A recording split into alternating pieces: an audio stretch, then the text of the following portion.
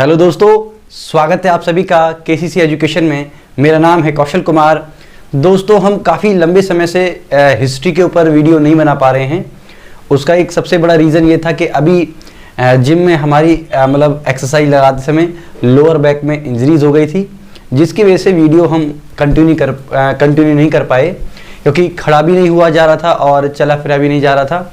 तो बहुत लंबे अरसे के बाद ये वीडियो हम लेके उपस्थित हुए हैं आपके साथ, क्योंकि हमने हिस्ट्री की जो एंशियंट हिस्ट्री है, हमारी प्राचीन भारत का इतिहास है, उसकी एक सीरीज स्टार्ट करी थी। उसको कंप्लीट करने का वादा था हमारा, तो इसको हम कंप्लीट करवा के रहेंगे। आप जल्दी से जुड़ जाइए, और अगर ये वीडियोस आप लोगों को पसंद आ रही हैं, समझ में आ रही है, आपको अच्छा कंटेंट लग रहा है, तो प्लीज़ वीडियो को लाइक और शेयर जरूर करा करें अपने दोस्तों को, हमको सपोर्ट करें ताकि हम आपके सिलेबस को थोड़ा सा कवर करवाएं। चलिए आज स्टार्ट करने वाले हैं। आपको पता होगा हमने लास्ट टाइम आपका वीडियो का पार्ट 19 बना दिया था, और ये आपका पार्ट होने वाला है आपका 20। लास्ट टाइम हम आपको बता चुके हैं बौद्ध धर्म और जैन धर्म के बारे में। हमने विस्तार से चर्चा करी थी कि बौद्ध धर्म क्या है, उनकी विशेषताएं क्या हैं, उनकी मान्यताएं क्या हैं। जैन धर्म के बारे में भी हमने आपको बताया था कि जैन धर्म क्या है, उसका उद्भव कैसे हुआ, और उससे संबंधित जितनी भी हमारी विशेषताएं हैं, ये सारी चीज़ें हम पहले वीडियो में कवर करा चुके हैं। अगर आप उनको देखेंगे तो आपको ये टॉपिक और अच्छे समझ में आएगा। अब हम आज बात करने जा रहे हैं कि आखिर ये जो जैन धर्म और बौद्ध धर्म हैं, इनका उदय कैसे हुआ, या इनके उदय के पीछे की परिस्थितियां क्या थी, क्या कारण थे। यानी कि उस समय पर आज से 600 बीसी पूर्व, यानी कि आज से 600 आप कहेंगे तो छठी शताब्दी पूर्व की बात करें, या फिर 600 ईसा पूर्व की बात करें, तो उस समय पे जैन धर्म और बौद्ध धर्म के विकास के पीछे के कारण क्या थे। तो कई सारे कारण हैं, सामाजिक कारण भी हैं, धार्मिक कारण भी हैं, राजनीतिक और आर्थिक कारण भी हैं, जिसकी वजह से हमारे ये जैन धर्म और बौद्ध धर्म का उदय हुआ। कहानी को ऐसे समझिए कि आपको हमने प्राचीन भारत में हमने आपको सिंधु घाटी सभ्यता बताई थी। सिंधु घाटी सभ्यता पहली नगरीय सभ्यता थी।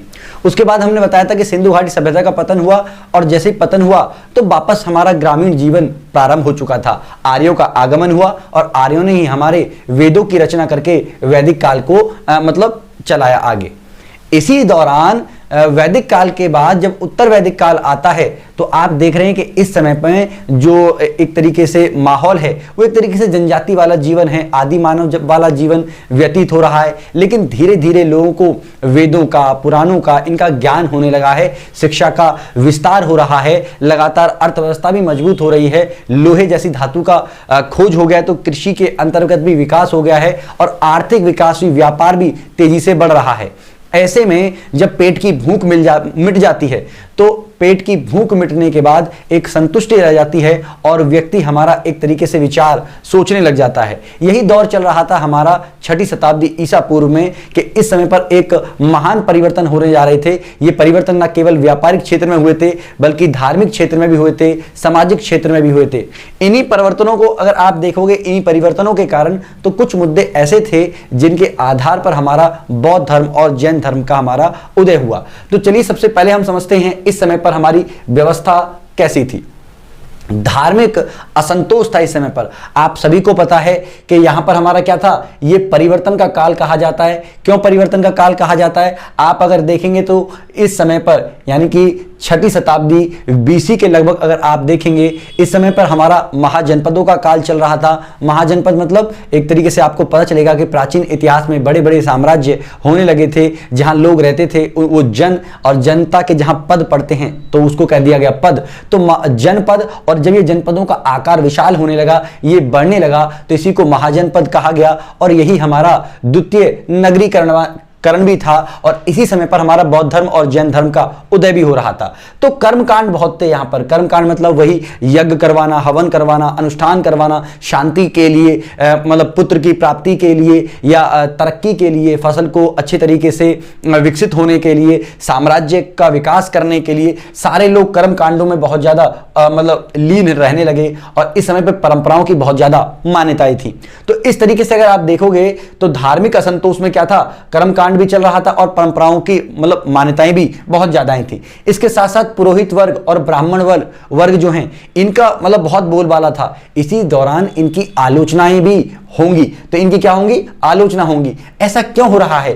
के जो पूरे पुरोहित वर्ग है, क्योंकि आप देखिए कि उस समय पर अगर आप सामाजिक स्ट्रक्चर को देखोगे तो सामाजिक स्ट्रक्चर 4 वर्ण में डिवाइडेड था। एक हमारा ब्राह्मण समाज, दूसरा हमारा क्षत्रिय, फिर तीसरा हमारा वैश्य और चौथा हमारा शूद्र। इसमें भी अगर हम देखें तो शूद्र वर्ग को तो समाज में कई सारी चीजों से ही वंचित कर रखा था, यहां तक कि क्षत्रिय और जो वैश्य हैं पूरे सामाजिक स्ट्रक्चर को अगर देखा जाए तो यही क्यों, सुरक्षा की जिम्मेदारी क्षत्रियों के हाथ पर थी, जबकि पूरे के पूरे अर्थव्यवस्था या व्यापार की जिम्मेदारी वैश्यों के हाथ में थी। मतलब पूरी अर्थव्यवस्था और पूरे देश को 2 कंधों पर सवार होकर चलाया जा रहा है। लेकिन इसके बाद भी ब्राह्मण समाज का या पुरोहित समाज का केवल एक ही काम था, वो था पठन पाठन की प्रक्रियाएं और जितने भी हमारे यज्ञ हवन या हमारे एक तरीके से कर्म कांड हैं उनके बारे में चीजों को बताना।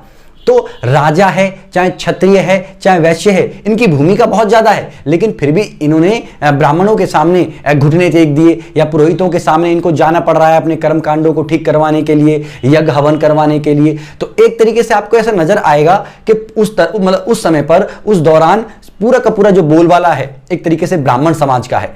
तो इसीलिए उसी बीच में हमारा क्या हुआ कि ये उपनिषद का अध्ययन, यानी कि वेदों को और अच्छे से विस्तार से समझाने के लिए उपनिषदों का निर्माण हुआ। और इन उपनिषदों का अध्ययन करने के बाद ज्ञान बढ़ा लोगों का, और जैसे ही ज्ञान बढ़ा तो वो स्वतंत्र रूप से विचार करने लगे, तर्क वितर्क करने लगे, उनकी मस्तिष्क का जो विकास हुआ इसने ही हमारा क्या करा, ये पूरे के पूरे जो हमारे पुरोहित थे और ब्राह्मणवाद था इनका विरोध करना प्रारंभ कर दिया।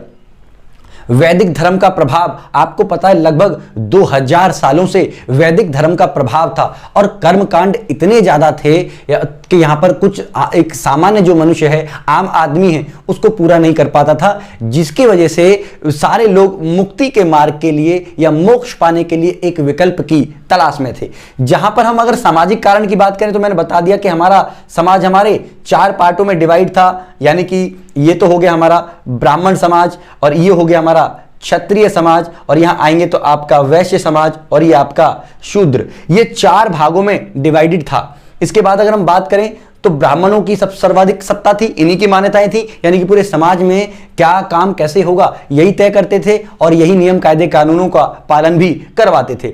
अगर शूद्रों को देखें तो शूद्रों को तो प्रत्येक क्षेत्र से वंचित ही कर रखा था, बाहर ही कर रखा था, हटा ही रखा था। और अगर क्षत्रियों की बात करें और वैश्यों की बात करें तो ये अपनी प्रतिष्ठा पाने के लिए, अब इनको अपने सम्मान की प्रतिष्ठा हो गई कि पूरे समाज को हम संभाल रहे हैं, लेकिन फिर भी हमको किसके पास जाने पड़ रहा है, ब्राह्मणों के पास जाना पड़ रहा है। तो हम श्रेष्ठ क्यों नहीं बन सकते, ब्राह्मण ही श्रेष्ठ क्यों हैं, ऐसी करके विचारधारा इनके मन में आ रही थी।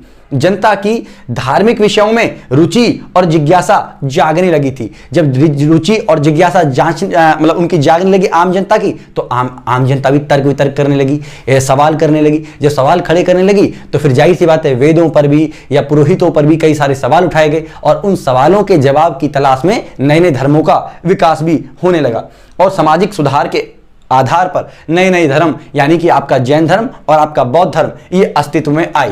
तो आई होप आपको इतना समझ में आया होगा। उस समय पर न केवल धार्मिक और सामाजिक कारण हैं, बल्कि राजनीतिक और आर्थिक भी कारण थे, जिसकी वजह से जो जैन धर्म है और बौद्ध धर्म है इनका उदय हुआ। कैसे, महाजनपदों का जैसे जैसे विकास हुआ तो इन महाजनपद के जो राजा थे वो लोग भी कर्म कांडों में उलझे हुए थे।